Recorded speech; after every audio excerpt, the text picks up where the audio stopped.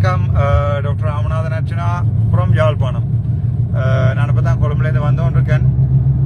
Probably என்னது ஒரு 12 o'clock மாதிரி இப்போ அன்றாபுரம் தாண்டி வந்தோன்றிருக்கேன். ஒரு 12 o'clock அப்படி மீசால வீரசிங்கத்தில் என்ன ஓட்டிங் இருக்குது.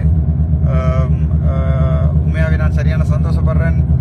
எங்களோட தமிழ் மக்கள் வந்து இவ்வளவு சப்போர்ட் தந்ததுக்கு எனக்கு நீங்கள் செஞ்ச உதவியை நான் வாழ்க்கையில் மறக்க மாட்டேன். ரிசல்ட்ஸ் வரைக்கும் கொண்டாடுறதுக்காண்டி 4 மணிக்கு சென்டர் கொடைச்சு பெறணும்னு சொல்லி அன்போடு கேட்டுக்கொள்கிறேன். Thank you so much doctor Ramanathan Archana. பாராளுமன்ற தேர்தலை பொறுத்த வரைக்கும் எங்களுடைய யாழ் மாவட்டத்திலே 6 ஆசனங்கள் ஒதுக்கப்பட்டிருக்கின்றது. அந்த 6 ஆசனங்களிலே இந்த கட்சிகள் சுயேட்சை குழுக்களுடைய வாக்குகள் எண்ணப்பட்ட பின்னர் கூடுதலான வாக்குகளை பெற்ற கட்சி அல்லது சுயேட்சை குழுவுக்கு ஒரு ஆசனம் ஒதுக்கப்படும்.